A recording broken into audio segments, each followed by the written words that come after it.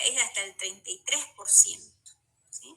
Y en hogares de ancianos, es decir, en los asilos, en los lugares de descanso, de reposo de las personas ya de la tercera edad, varía entre un 30 a 40%. Esto vamos a ver por qué. Tiene una alta incidencia de aspiración y complicaciones, alta variabilidad geográfica y puede producirse a cualquier edad, siendo más frecuente, como les decía, en la edad avanzada. En jóvenes se relaciona con accidentes con lesión de cabeza o cuello y los tumores se presentan a distintas edades que podrían ser también origen de cuadros de disfagia. Ahora, para distinguir o para hablar de las causas de disfagia tenemos que diferenciar entre lo que es una disfagia alta y lo que es una disfagia baja. En cuanto a la disfagia alta, están las causas anatómicas, como un diafragma postcricoideo, osteofitos cervicales, divertículo de Schenker, tumor de cabeza y cuello. Entre las neurológicas, dentro de las causas, están los ACV, las neuropatías como las poliomielitis, esclerosis lateral amiotrófica, enfermedad de Parkinson, tumor de tronco cerebral, esclerosis múltiple. Muchas gracias. Esclerosis múltiple. En cuanto a las musculares, la distrofia muscular, miotónica. ¿Se inundó? Qué huevada.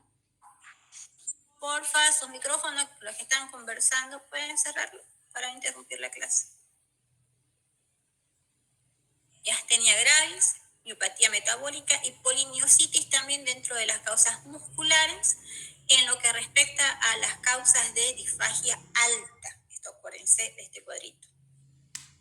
La disfagia baja, las causas pueden ser obstrucción intrínseca, como estenosis, tumores, anillo esofágico inferior, cuerpo extraño dentro del esófago, compresión extrínseca como un aneurisma de aorta, que esto tiene que ser unas tremendas proyecciones aneurismáticas de la aorta, ¿no? Para que vayan a producir algún tipo de compresión extrínseca a nivel del esófago. Arteria subclavia aberrante, que son variaciones anatómicas de estos vasos, dilatación de aurícula izquierda y una masa mediastínica.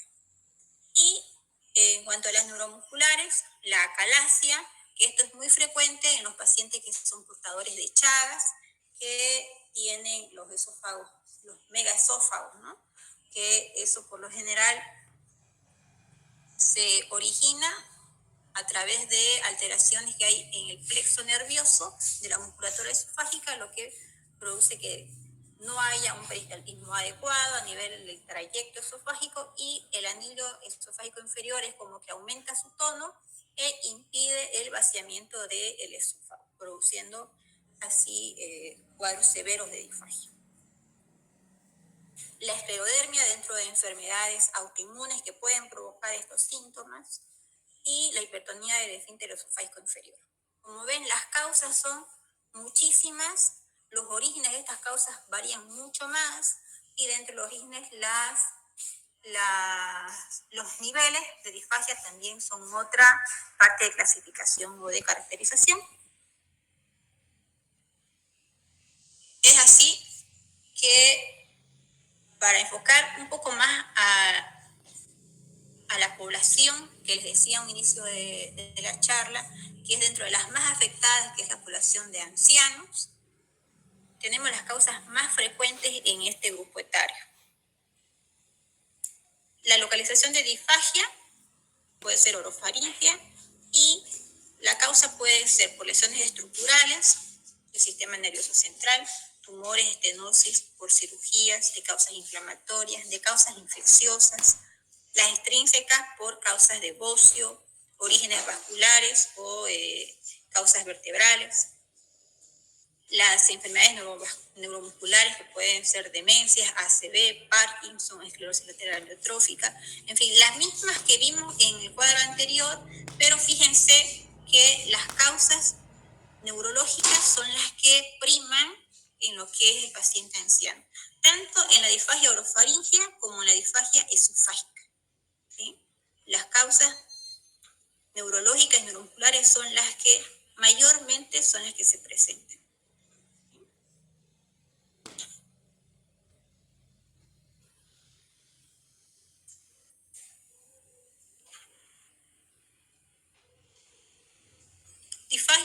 población anciana según sus patologías.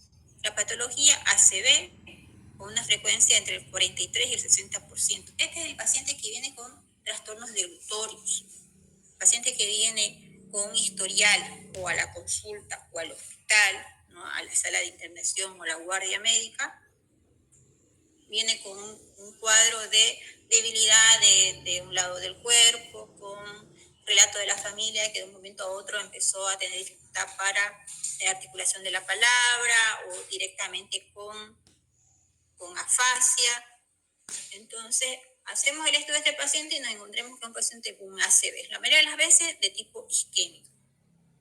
Y en la mayor parte de estos pacientes, cuando valoramos reflejo deglutorio, vamos a ver que está alterado, que el paciente no es capaz de tener un reflejo deglutorio normal. Entonces, eso es a tener en cuenta, muy, muy, muy en cuenta, porque es una patología súper frecuente en nuestro medio. En nuestro medio hay mucho paciente hipertenso, mucho paciente diabético, que por un mal control metabólico, por un mal control en su enfermedad de base, al final termina haciendo eventos vasculares de origen cerebral, ¿sí? Es lo más frecuente que vamos a ver en nuestro medio. Entonces, tenemos a este paciente en nuestras manos y lo primero que tenemos que averiguar es si tiene buen reflejo deglutorio. ¿Por qué? Porque es un paciente potencialmente candidato a hacer algún tipo de infección por broncoaspiración. Si nosotros lo manejamos más como un paciente que puede tragar normalmente, nos puede hacer episodios de broncoaspiración y complicarse con un tipo de neumonía, ¿sí? O el paciente no se va a alimentar de manera adecuada y vamos a tener un paciente que va a ir perdiendo peso. Entonces, en estos pacientes es importante ver este punto porque para evaluar la colocación de una sonda nasogástrica número 1 para poder tratar de manera eficiente con la medicación que requiere, ya sea antihipertensivos, ya sean antiarrítmicos, ya sean antiisquémicos, anticoagulantes, dependiendo del origen del ACV, ¿sí? Y por supuesto para que el paciente se mantenga con el aporte nutricional adecuado, porque recordemos que aquí estamos hablando de pacientes de la tercera edad, no es un paciente joven como cualquier otro que va por la vida, que hace un ACV. Hay ACVs, hay cuadros de ACV que se presentan en pacientes jóvenes, obviamente, ¿no? Pero la mayoría de las veces en una población ya más añosa. La enfermedad de Parkinson, que también es un trastorno neurológico que impide que el paciente tenga un buen reflejo deglutorio, esto con una frecuencia del 35 al 50%. La enfermedad de Alzheimer, también del 45 al 50%, y las neoplasias de cabeza y cuello. Fíjense que las más frecuentes, repetimos aquí, son las 3 primeras de causas neurológicas. ¿Ah?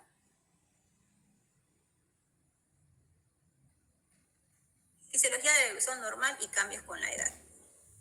De este lado tenemos la fase de la deglución, que puede ser la fase oral, que es la fase voluntaria, la faríngea, que es involuntaria, y la esofágica, que es involuntaria también. Los cambios con la edad, ¿cuáles pueden ser? En lo que es la fase oral, pueden haber alteraciones por pérdidas de piezas dentarias, desajuste de las prótesis, atrofia de los músculos de la masticación y disminución de la producción de la saliva para producir el clearance esofágico. Ya en la fase faríngea, disminuye el tono muscular, que puede alterar el aclaramiento faríngeo, mayor propensión al desarrollo de los divertículos, epiglotis más lenta y pequeña y un alargamiento del tiempo de apnea. En la fase involuntaria esofágica, disminución de la amplitud de las contracciones peristálticas esofágicas. Esto con los cambios con la edad de las fases de la deglución. Mecanismo de la deglución. Estado por el cierre de la nasofaringe como primer punto, elevación del paladar blando. Ustedes, cuando estén leyendo esto o estén escuchando esto, hagan el ejercicio de deglutir y se van a dar cuenta de todos los pasos que estamos indicando aquí, que ustedes los van a ir haciendo al momento de la deglución. Elevación del paladar blando, apertura del esfínter esofágico superior, cierre laríngeo, elevación de la lengua, propulsión de la lengua y, por último, el clearance faríngeo. Estas son las fases del mecanismo o los pasos o los tiempos del mecanismo de la degustación. Como consecuencia se produce una obstrucción funcional al vaciamiento esofágico que lleva a la retención de alimentos y secreciones en la luz del mismo, ¿no? Cuando hay alteraciones en estos pasos que hemos visto.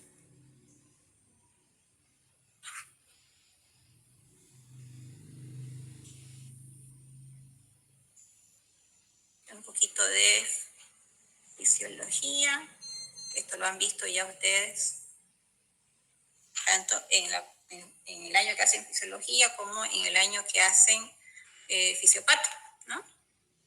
Entonces esto vamos a ver ya el algoritmo de manejo. Disfagia. Determinar si es orofaringea o esofágica. Si pensamos que es orofaringea en un paciente con ACV, por ejemplo, realizamos un test que se llama videodeglución. Dar a tomar al paciente y ver cuál es el tipo de movimiento y el tiempo del paso del líquido que se le da al paciente para que tome hasta que hace su paso al esófago. Podemos determinar si es orgánica y podemos determinar si es funcional. ¿Sí? Si es orgánica, el tratamiento de la causa que está originando la disfagia, y si es funcional, aquí tenemos que determinar un tratamiento de la enfermedad subyacente o de la enfermedad que está originando la disfagia. Si por el otro lado sospechamos que esta patología es de origen esofágico, tenemos que determinar si es de origen orgánico o si es de causa funcional. Igual que acá, orofaringe orgánico o funcional. Si es esofágica, la sospecha igual a determinar si es orgánica o funcional, y la realización de estudios de tránsito varitado esofágico. Y luego del tránsito varitado esofágico se realiza una videoendoscopía digestiva. ¿Para qué? Para determinar si hay presencia de lesión orgánica o no hay presencia de lesión orgánica. Si no hay lesión orgánica, el paso que sigue acá es una manometría o una impedanciometría para ver el movimiento o el peristaltismo que va a tener este esófago. ¿Cómo lo estudiamos?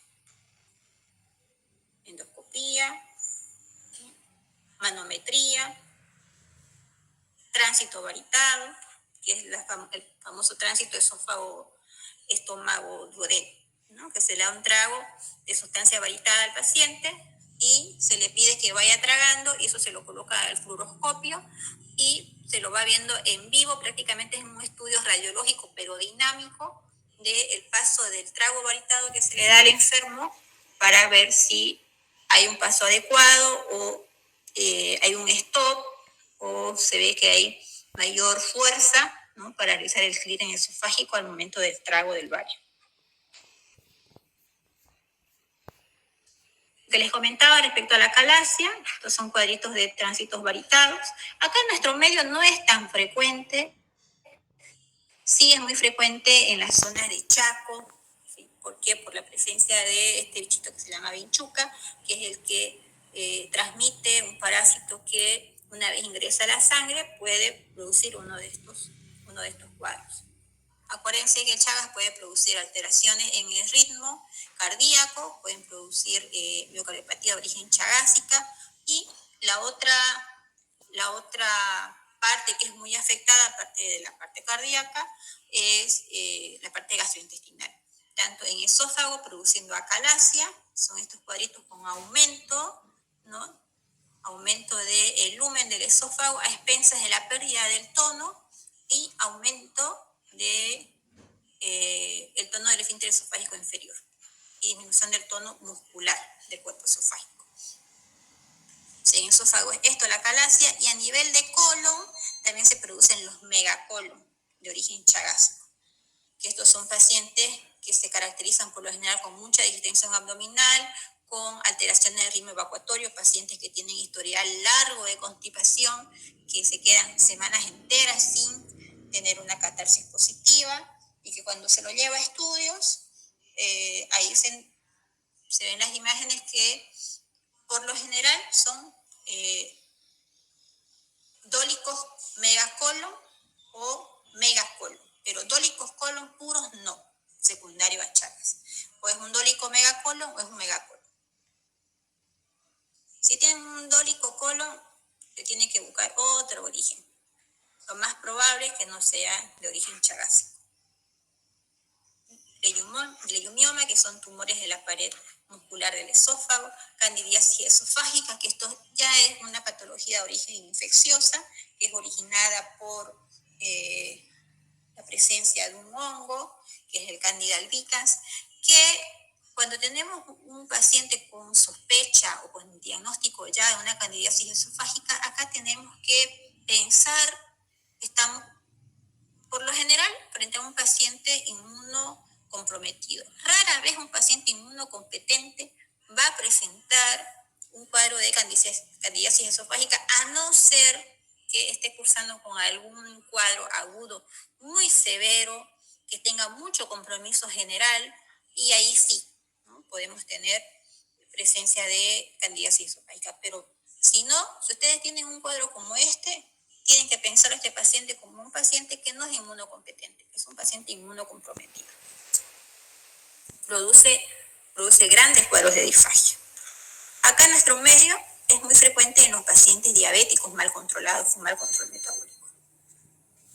Otra de las patologías del espasmo esofágico difuso, que son patologías ya de las paredes musculares esofágicas, y nutcracker, que es el esófago en cascanueces. Algo un poco más cortito que la disfagia, está el esófago de Barrett. ¿Y qué es el esófago de Barrett? Esta es otra de las patologías de esófago, ya terminamos con disfagia.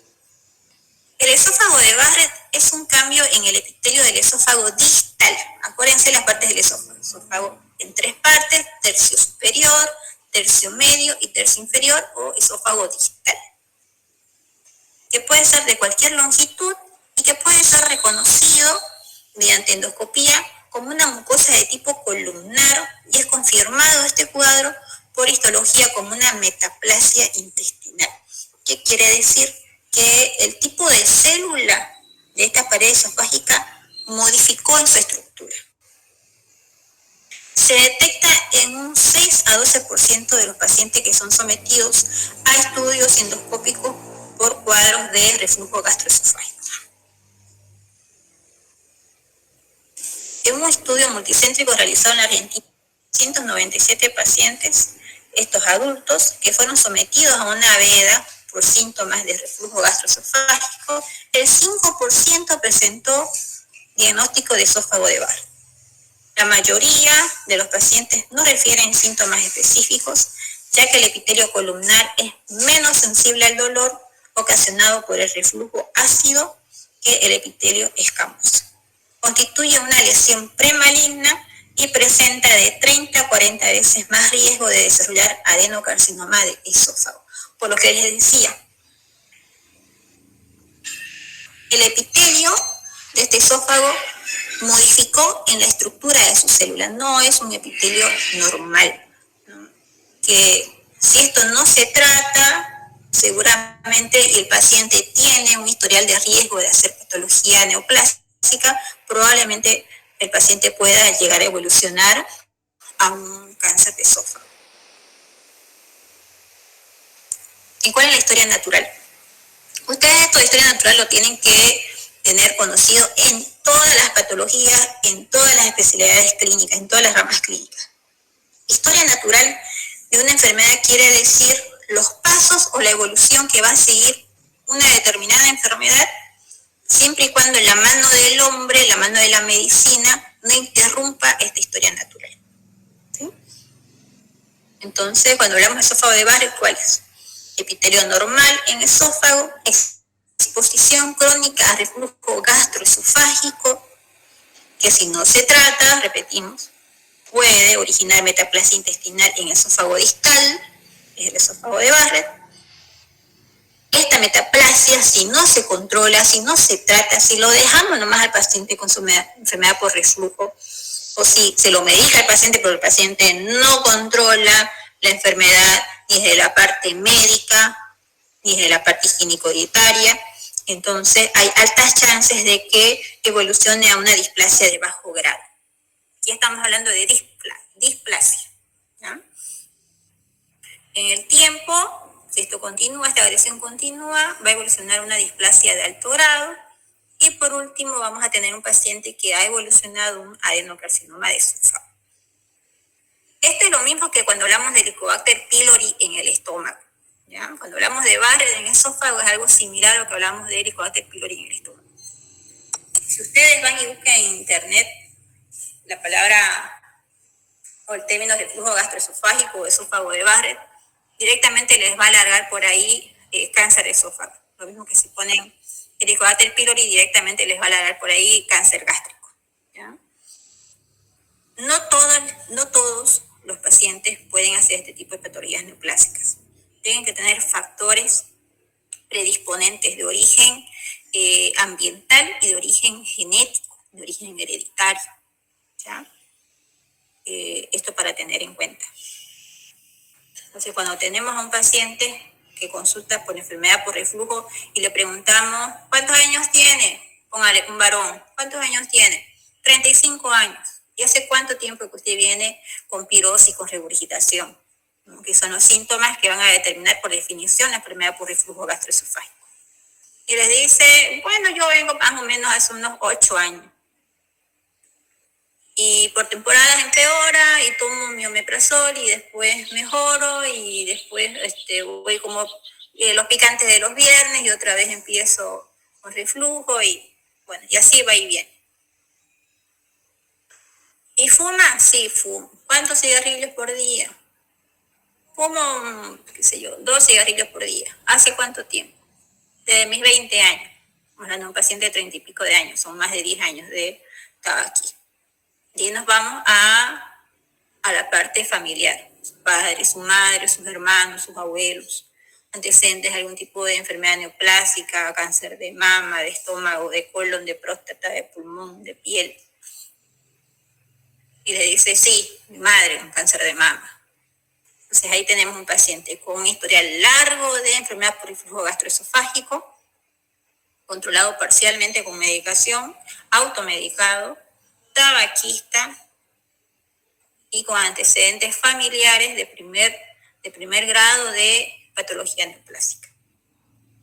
Y de ahí nos vamos a la enfermedad actual de ese paciente. Aparte del reflujo que usted me menciona, ha perdido peso, siente que está más delgado, le dice sí, estoy un poco más delgado. Está más delgado porque hace dieta para controlar el reflujo, le dice no, yo como normalmente pero estoy perdiendo peso. ¿Alguna vez defecó con sangre o tuvo melena? Y así, vamos investigando ya, buscándole algún tipo de causa neoplásica de todo lo que le esté pasando al paciente, o buscándole alguna neoplasia al paciente. ¿Por qué? Porque este paciente que les estoy contando tiene muchas chances de que si no se lo maneja de manera adecuada, probablemente pueda derivar en un cáncer esofágico.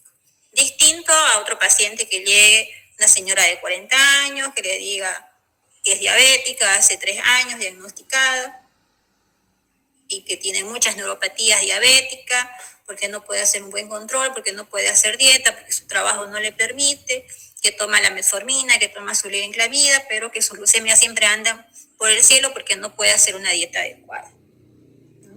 No tiene ni el dinero para hacerla, ni el tiempo para comer aparte del resto. Come de pensión lo que le toca comer.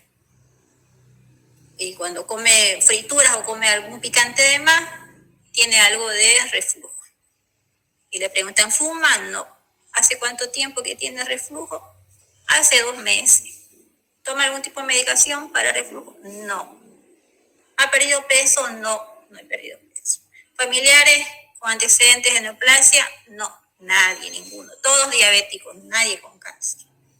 Este paciente es totalmente distinto. Fíjense que tiene más años que el anterior, pero no reúne las fichas para pensar que puede evolucionar a un cáncer esofágico.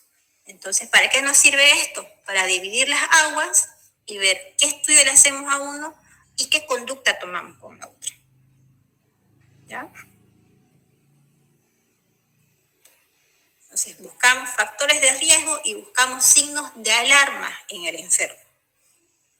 Factores de riesgo: edad avanzada, sexo masculino, raza blanca, enfermedad por reflujo gastroesofágico. Aquí me olvidé de colocar de larga evolución, hernia hiatal, también de larga evolución. ¿Por qué la hernia hiatal? Acá, si uno agarra a 50 pacientes y le hace una endoscopia independientemente del rango etario, yo les aseguro que por lo menos 30 van a tener un grado de hernia hiatal. Ahora, más que el grado que tenga, del tamaño de la hernia que tenga, es el tiempo de evolución, porque la hernia hiatal favorece a los episodios de enfermedad por reflujo. Entonces están como de la mano prácticamente. Obesidad, dieta rica en fibras, vegetales y frutas y un consumo moderado de vino podrían reducir la incidencia de esófago de barro. Cuando hablamos de consumo moderado de vino, es consumo moderado de vino, no es que digan, no, mamá, o fulanita en la casa, desde ahora voy a tomar mi botella de cerveza todos los días porque dijo la doctora de gastro que me mejora el reflujo, que no voy a tener esófago de barro y que con esto no voy a tener cáncer, ¿no? No es así. Acuérdense, consumo moderado de vino podrían reducir la incidencia de esófago de barro.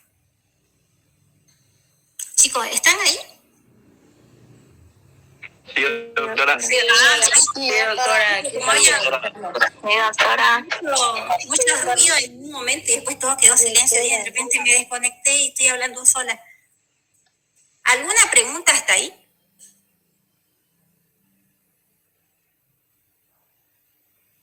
¿Alguna pregunta? Nada. Bien.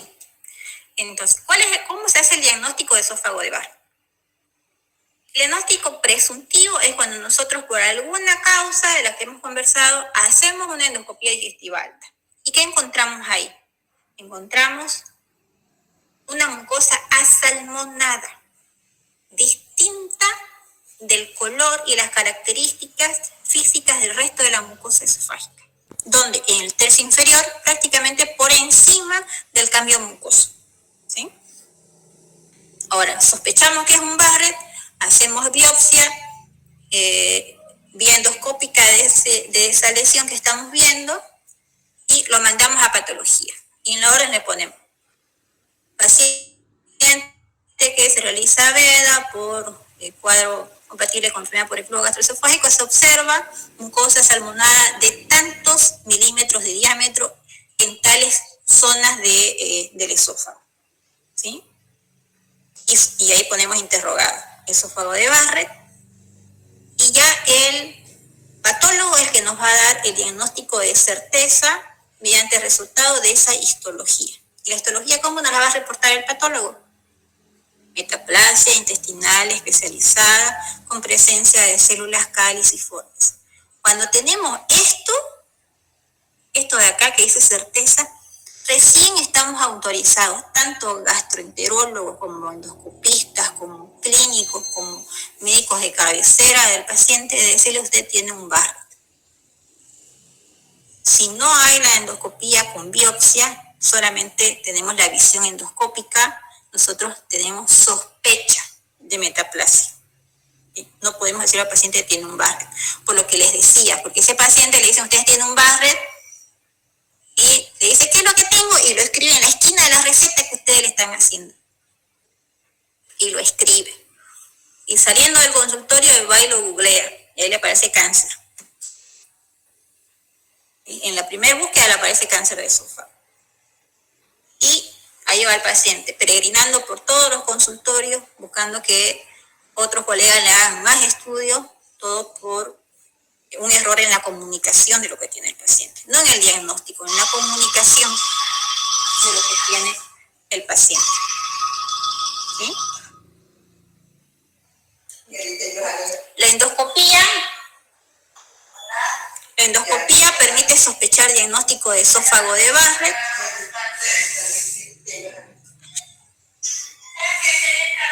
Un momentito, por favor, que mi patrona está hablando por teléfono.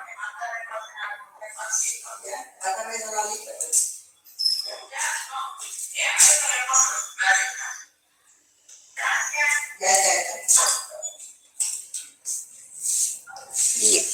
La endoscopía permite sospechar diagnóstico de esófago de Barrett. Esa actitud diagnóstica está directamente relacionada con el tipo de endoscopio utilizado y el refuerzo mediante técnicas de cromoendoscopía. ¿Esto a qué se refiere? Se refiere a la técnica endoscópica que se utiliza.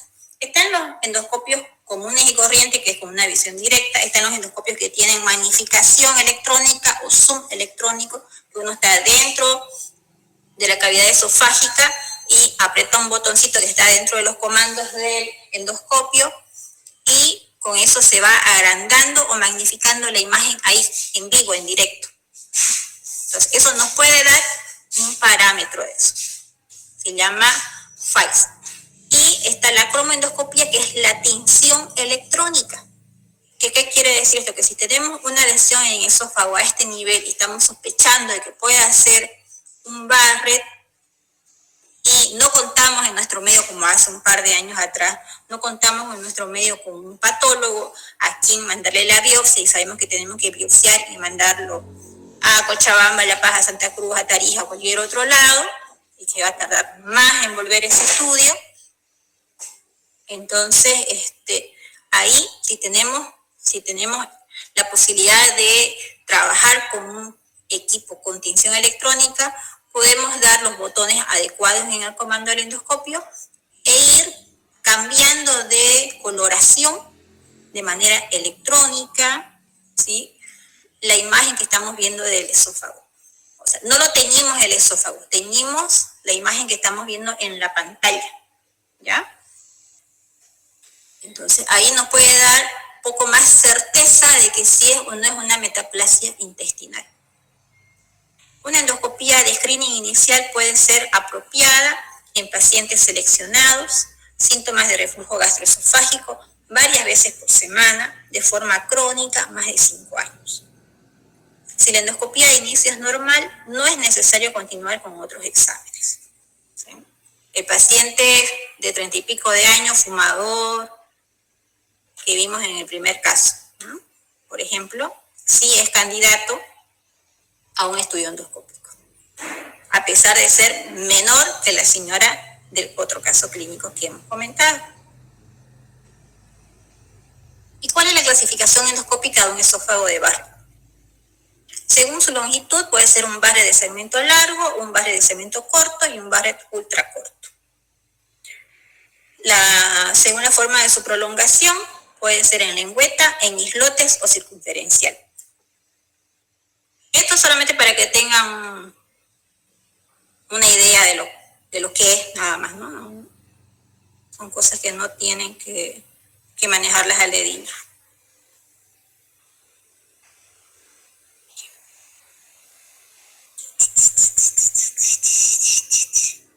¿Dónde está lo que les quería mostrar? Acá está. Por ejemplo, estos son tercios inferiores son imágenes endoscópicas con tercios inferiores de esófago, ¿no? ¿Sí? Esto, por ejemplo, que se ve acá, esta imagen como en ruptura de la mucosa, ¿ven?, que tiene otra coloración. Eso es circunferencial. Esto es lo mismo, acá es en lengüeta, esto es el cambio mucoso, y aquí tiene otro tipo de coloración y es una lengüeta. Lengüeta salmonada, hacemos la descripción endoscópica. ¿Sí? Y aquí tenemos otro. Con lengüetas también, pero un poco más grandes en su tamaño, ¿no? ¿Y cómo se clasifica esto? Según los criterios de Praga. Estos criterios de Praga están validados para el manejo endoscópico ya desde hace muchísimos años y no han sido modificados. ¿Sí? Esto solamente para que conozcan igual a modo de cultura general, porque esto se maneja ya en el informe que uno hace como endoscopista dentro de las conclusiones. Cuando hace el estudio y hace su informe, pone conclusiones, que es como el diagnóstico endoscópico, digamos así. Enfermedad por reflujo gastroesofágico. Ya terminamos con Barrett, ahora vamos con ERG.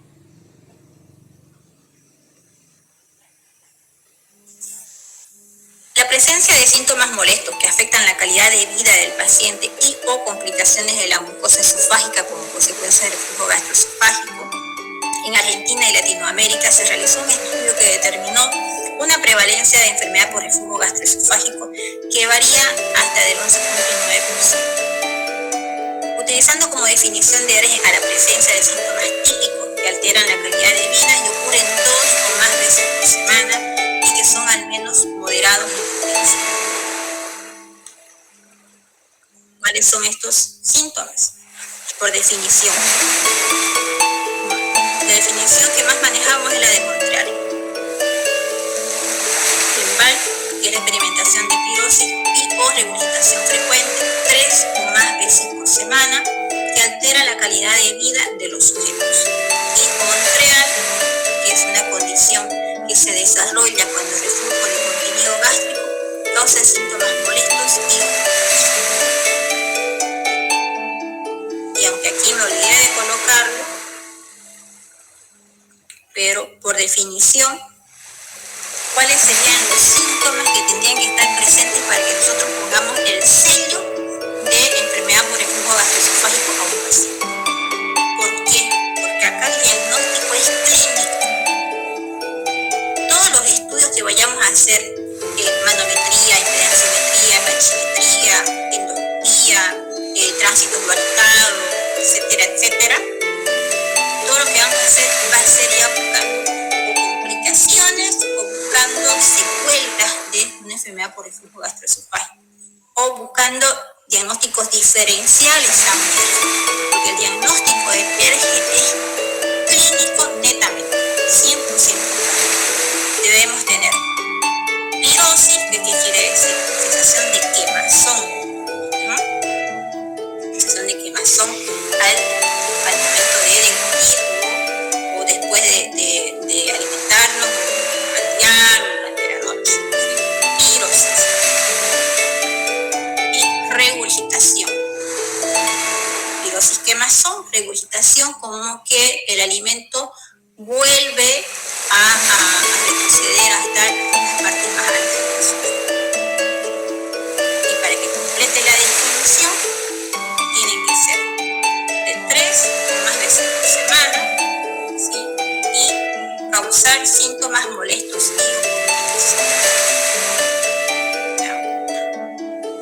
entonces acuérdense que el diagnóstico, por definición, de enfermedad por reflujo gastroesofágico, sé que suena muy repetitiva, pero esta es algo de todos los años y todos los años está mal la respuesta. Y lo malo de que todos los años esté mal la respuesta es que todos los años parece que el concepto no queda muy claro. Es clínico, el diagnóstico es clínico con los síntomas que relata el paciente. Los estudios complementarios son buscando otra cosa, o diagnósticos diferenciales o complicaciones. ¿Está? Y como decía, la que se toma más en cuenta o la más conocida en nuestro medio Latinoamérica es la clasificación de Montreal, que la divide en ¿qué? En síndromes esofágicos y síndromes extraesofágicos. Dentro de los síndromes esofágicos están los síndromes sintomáticos y síndromes con lesión esofágica, y los extraesofágicos son asociaciones establecidas, AERGE, asociaciones propuestas que podría uno echarle la culpa al AERGE de estos cuadros. Dentro de los síndromes sintomáticos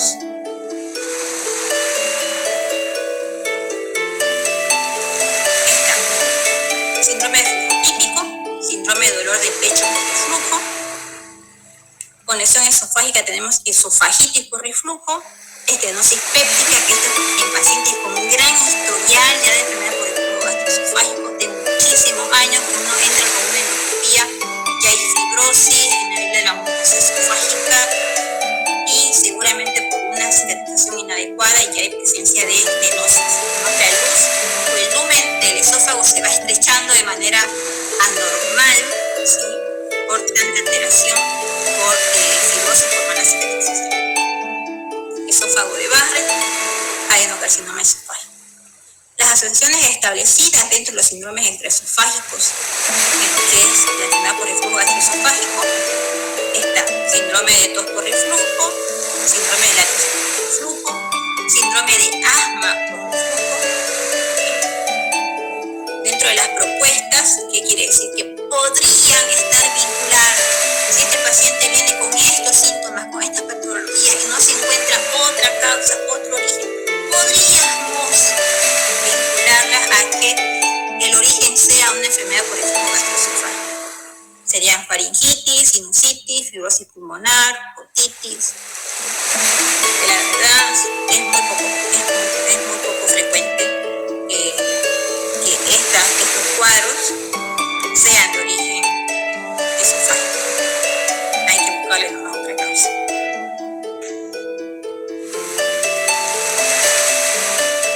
Y decimos que dentro de las complicaciones o dentro de este cuadrito de acá que vimos, los síndromes de lesión esofágica están estenosis péptica, esófago de Barrett y esofagitis por reflujo como número 1.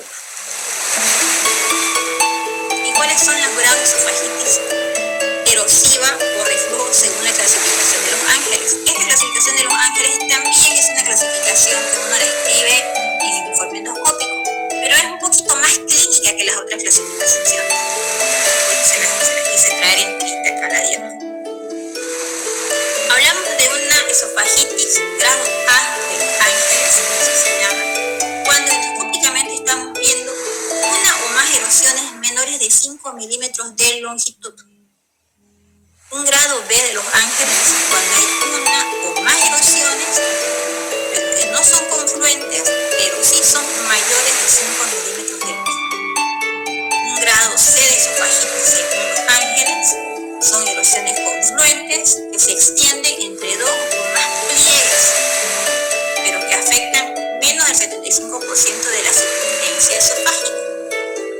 Y el grado D, que es el de mayor gravedad, son erosiones confluentes que comprometen más del 75% de la circunferencia del esófago. Y acá tenemos distintos grados el grado A de Los Ángeles. Esto es el cambio mucoso, esto es el esófago, esto más rosadito perlado es el esófago. Esta es la zona de cambio mucoso, los pliegues, y acá hay el punto oscuro más allá del Entonces aquí hay un grado de erosión muy pequeñito, muy lineal, que es el. En el grado B tenemos una erosión, otra erosión, de mucho mayor tamaño. El grado C tenemos erupciones que ya no son ni siquiera lineales, fíjense que son erupciones de mayor tamaño, de mayor distribución y que impiden una correcta apertura del medio esofágico. Y el grado D, que ya tenemos acá fibrosis, erupciones y fibrosis con disminución de la luz esofágica.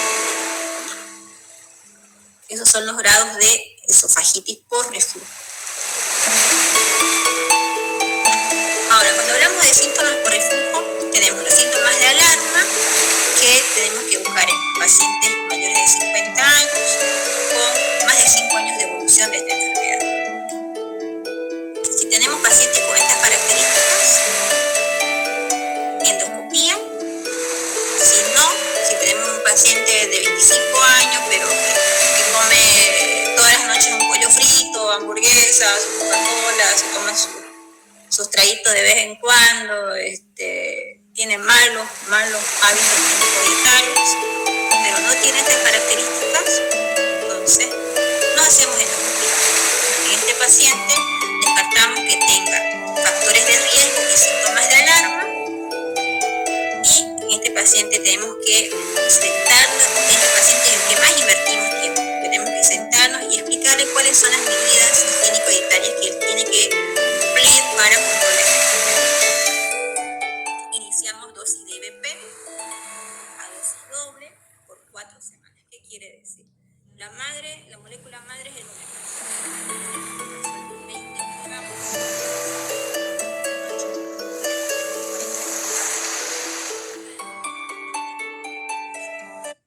Y en 4 semanas volver a citarlo y ver las respuestas. Si el paciente le dice, ¿sabe qué, doctor? noche todas estas burreras que comía, dejé de tomar gaseosa, estoy tomando más líquidos claros, estoy comiendo mejor, duermo con cabecera alta, no me tiro a dormir inmediatamente después de cenar y estoy tomando mi omeprazol en ayunas tal como me dijo. Entonces, si la respuesta es positiva, completamos otras 4 semanas con omeprazol o con la molécula que ustedes elijan, pantoprazol, lansoprazol, esomeprazol, levopantoprazol, ustedes ven. Y luego se suspende y se evalúa. ¿Está? Para la segunda evaluación, luego de completar las 8 semanas, aquí es importante ver al paciente días después de completar el tratamiento, porque intratratamiento probablemente no tenga ningún relato de síntomas. Lo importante es evaluarlo cuando ya terminó y ver si la respuesta continúa, ¿no? Si continúa con buena respuesta. ¿Sí? Si no hay buena respuesta, ahí nuevamente nos tenemos que sentar con el paciente y chequear la adherencia al tratamiento. ¿A qué hora está tomando usted su protector gástrico? No, es que a veces me levanto muy tarde, me duermo para ir al trabajo, me duermo para ir a la universidad y ya estoy saliendo de paz. Me acuerdo cuando ya estoy con el portón abierto que no he tomado, ya desayuné y que no he tomado mi omeprazol y me regreso a tomármelo. ¿No? Error número 1. ¿Sí? Y le decía, ¿y cuántos toma? 2. No, 1 nomás porque ya se me terminó, no me ha dado tiempo de comprar más o no tengo plata de comprarme más. Estoy tomando de agua. Es mejor 1 que ninguno, les dice el paciente. Segundo error, dosis inapropiada. ¿Está? Y la dieta, ¿la está cumpliendo, don Pedrito, usted su dieta?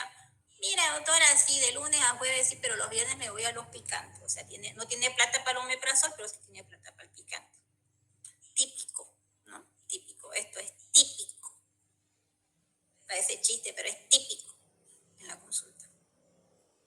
Y después de ahí de picante con mis amigos nos vamos a, no sé, qué boliches hay, a la jungla, a la selva, a la no sé qué cuánto.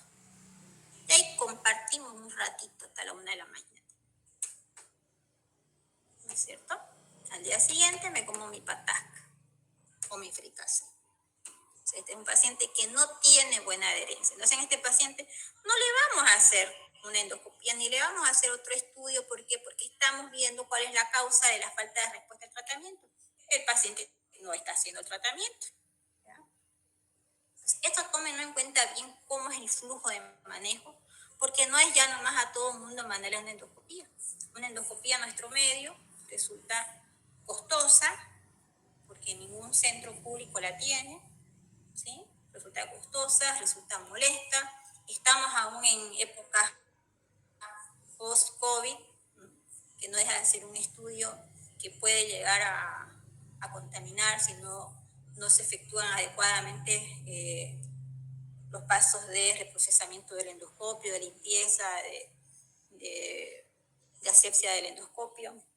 En pacientes añosos es un estudio que podría llegar a originar un tipo de complicación cuando el paciente no colabora, porque en nuestro medio la mayoría de los estudios no se hacen bajo sedación, por lo mismo que tiene un costo aparte, el pago al anestesiólogo.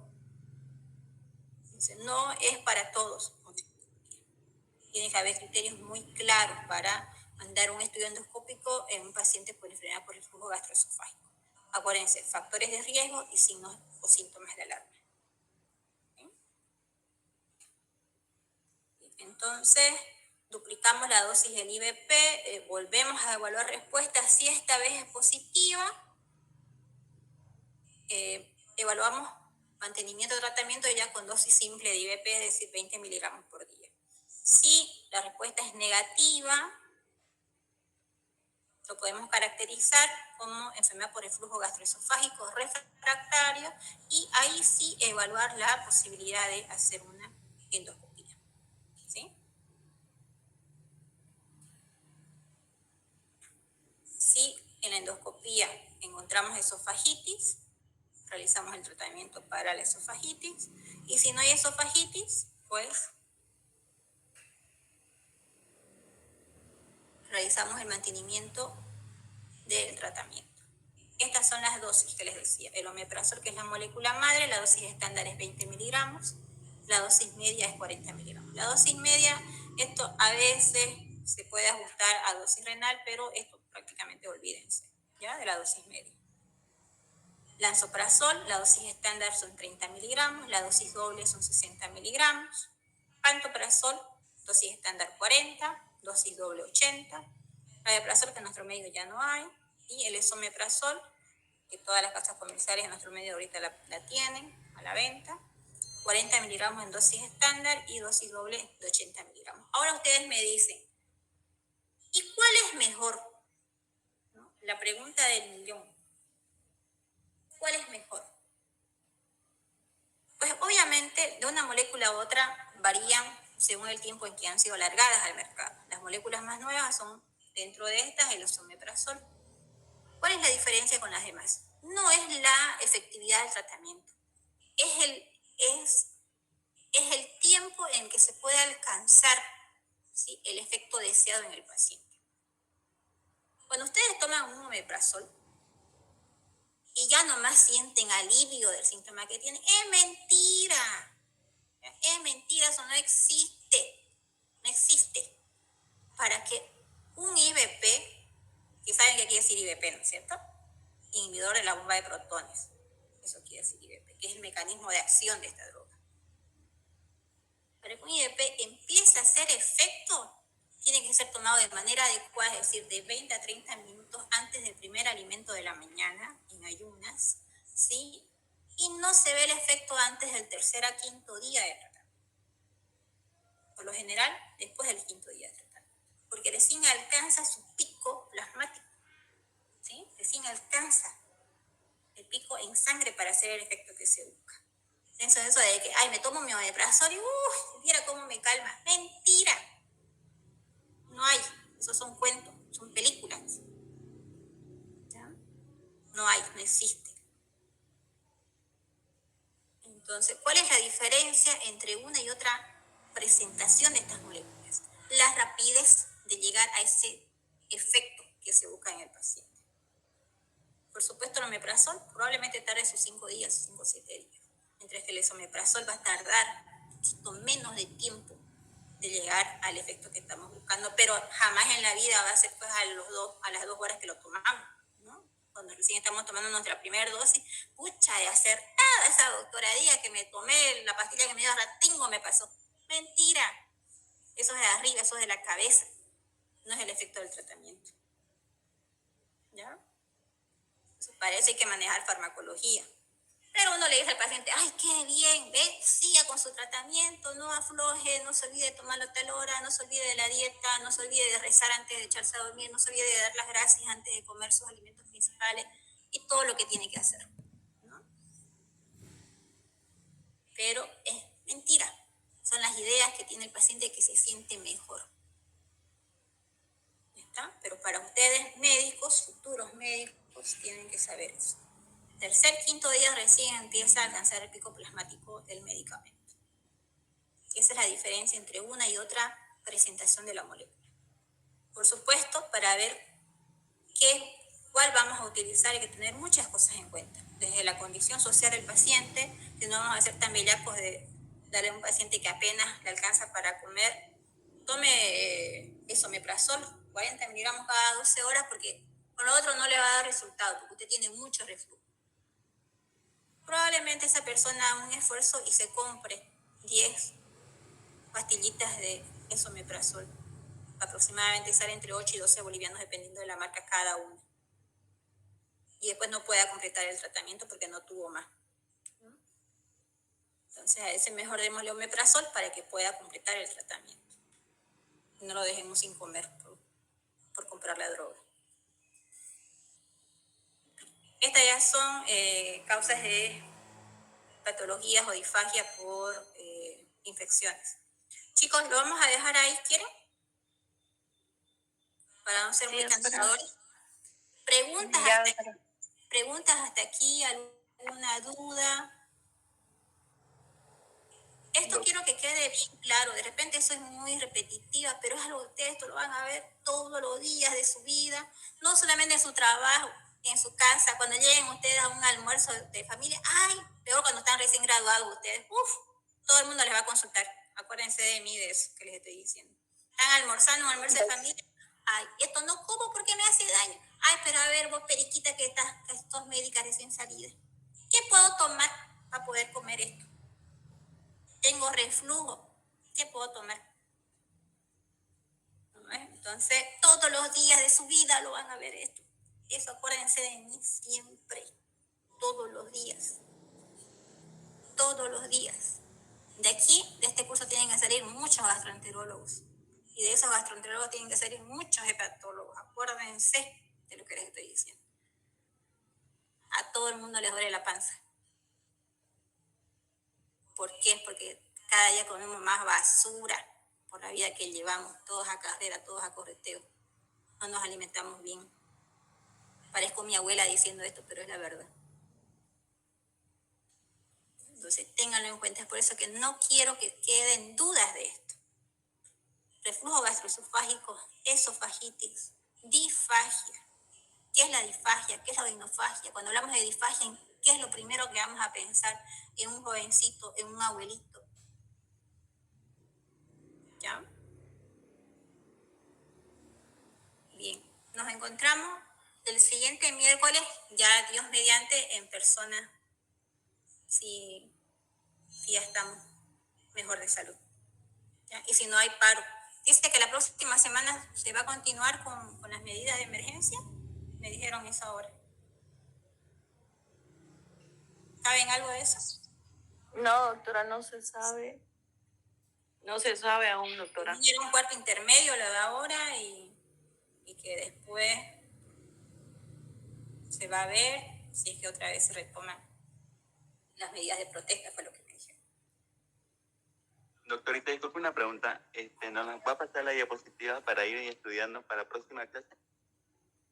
Así como les pasamos esta antes, ¿así quieren que les pase las diapos antes de la clase para que lean algo? Porque esta se la pasé yo a Sí. compañero, ¿no? Sí, doctora, estaría bien. Ah, sale media uno. Sí, doctora, está bien que las pase antes. Ya, no tengo problema, porque yo las clases las voy preparando en la semana. Así que no tengo problema, las podemos pasar fin de semana. Igual, la siguiente clase, yo creo que ya vamos a hacerla allá en la facultad. Yo creo que ya puedo estar un poquito mejor. Si no me hacen renegar. Si no, me voy a desmayar y te van a bregar conmigo. Podemos hacerla y ya pasarles la clase que vamos a hacer en la siguiente, ¿no? Así van repasando. Sí, no hay problema. Me están preguntando qué libro se va a utilizar. Lo que les dije el primer día de clase que estuvimos conversando, el libro de consulta es Harrison o Farreras para todo lo que es clínico, ¿no? Porque si nos ponemos a buscar libros de gastroenterología es el Fortran, pero es un libro raro de encontrar. Doctorita, disculpe una pregunta. ¿Harrison de medicina interna? Harrison de medicina interna o Farreras, cualquiera de los dos. Ya. Ya que ese les va a servir para todo, porque ya están en todo lo clínico ustedes. ¿No ves? Endocrino, reuma, hemato. Doctora, el de Harrison de Medicina Interna se encuentra en PDF. Como quieran. Yo les dije, igual decía, si lo pueden descargar, no hay problema, es el mismo. ¿No? Las últimas, cualquiera de las dos últimas versiones, no se descarguen los muy antiguos, ¿no? Doctorita, pero para los parciales van a estar igual de la diapositiva. O bueno, van a ser de las diapositivas. Para los parciales, como les dije, igual sería. La mayor parte de las preguntas no es de las diapositivas, es de lo que hablamos en la clase. Las diapositivas, por supuesto, es un refuerzo, pero de lo que hablamos. ¿Sí? Hay cosas que yo les hablo acá durante la clase y que no están en la diapositiva. Pero si ustedes van a Harrison, están en Harrison. Si van a Barrera, están en Barrera. Si van al Fortran, que es la Biblia de Gastro, está en el Fortran. ¿Ya? Entonces, eso tomarlo en cuenta. Por eso les decía, la asistencia es libre. Pero las preguntas van a ser de lo que se habla en clase. Que es la diapo y que son otras cositas de la otra bibliografía. ¿Alguna otra pregunta? ¿Nada?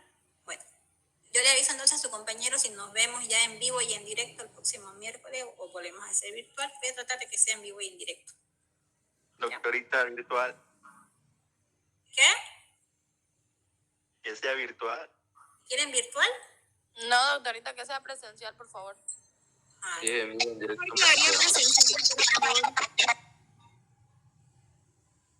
ya no se entendió nada. Todos hablaron y no se entendió. Doctorita, que sea presencial las clases. Que sea virtual. Ya, che, y hay la cantidad de asientos suficientes porque vi que estaban reclamando eso también, ¿no? Que no hay la cantidad de... No, doctorita, porque a veces se llena y nos pasamos al anfiteatro. Y no se llega a escuchar muy bien. Un momentísimo, doctora. Se podría hacer en el mismo Paraninfo y por el tema de que no se escucha bien, yo creo que alguno de nosotros, supongo tendremos algún tipo de parlante o algo que podamos prestarnos entre nosotros. Claro. Sería una opción eso porque, o sea, sí se quejan unos porque hasta atrás no alcanza mucho el sonido de lo que hablan los docentes y todo eso. Pero esa puede ser una solución, digamos. Claro que sí, sí, eso lo habíamos conversado también, ¿no? De hacerlo que grito y grito, al final no se me va a escuchar nada a la mitad de la clase.